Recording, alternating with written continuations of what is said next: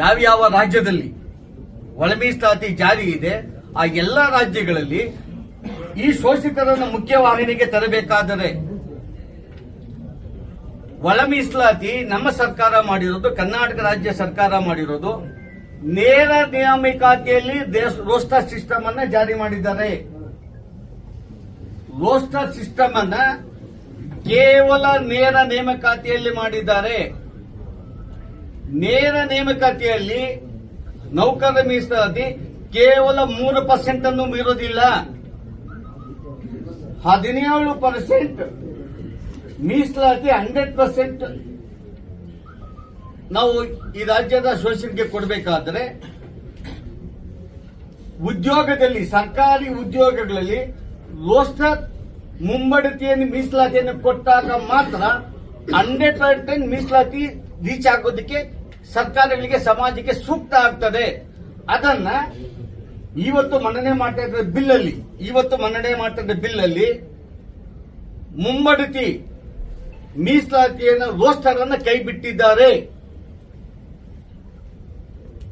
ಕರ್ನಾಟಕ ರಾಜ್ಯದಲ್ಲಿ ಒಳ ಮೀಸಲಾತಿ ಬಂದ ನಂತರ ನಾಗಮೋಹನ್ ದಾಸ್ ಅವರ ವರದಿಯಲ್ಲಿ 5 ಗುಂಪುಗಳನ್ನ ಮಾಡಿ ಅಲೆಮಾರಿ ಗುಂಪುಗಳಿಗೆ ಪ್ರತ್ಯೇಕ ಮೀಸಲಾತಿ ಅಂದಾಗ ಆ ಮೀಸಲಾತಿ ಗೊಂದಲವನ್ನ ಸೃಷ್ಟಿ ಮಾಡಿ ನ್ಯಾಯಾಲಯದಲ್ಲಿ ಸ್ಟೇ ತರೋದಕ್ಕೆ ಅವಕಾಶವನ್ನು ಮಾಡಿಕೊಟ್ಟಂತ ಈ ಸರ್ಕಾರದ ಷಡ್ಯಂತ್ರ ಕರ್ನಾಟಕ ರಾಜ್ಯದ ಮಾದಿಗ ಮತ್ತು ಶೋಷಿತ ಉಪಜಾತಿಗಳಿಗೆ ಆತಂಕ ಇದೆ.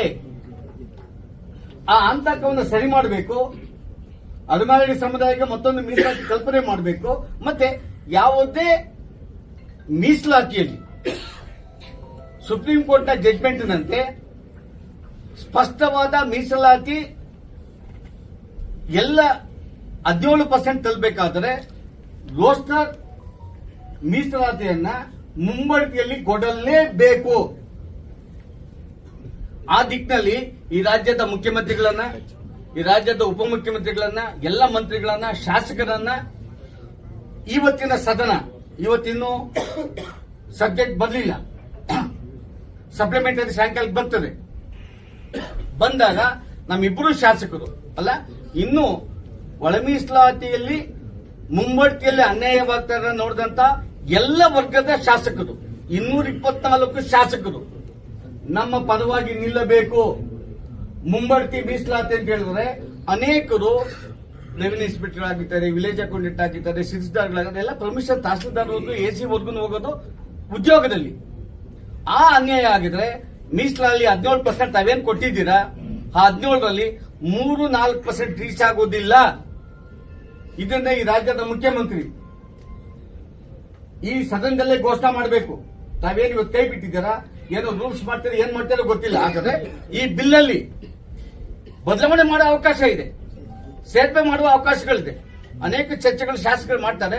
ಆ ಶಾಸಕರ ಮಾರ್ಗದರ್ಶನ ಪಡಿಬೇಕಾಗಿದೆ. ತಿದ್ದುಪಡಿಯಲ್ಲಿ ಏನಾದ್ರೂ ನ್ಯೂನತೆಗಳಿದೆ, ಸರಿ ಮಾಡುವ ಅವಕಾಶಗಳಿದೆ. ಆದ್ರಿಂದ ಮುಂಬಡ್ತಿ ಮೀಸಲಾತಿಯನ್ನ ಕಡ್ಡಾಯವಾಗಿ ಕೊಡಲೇಬೇಕು.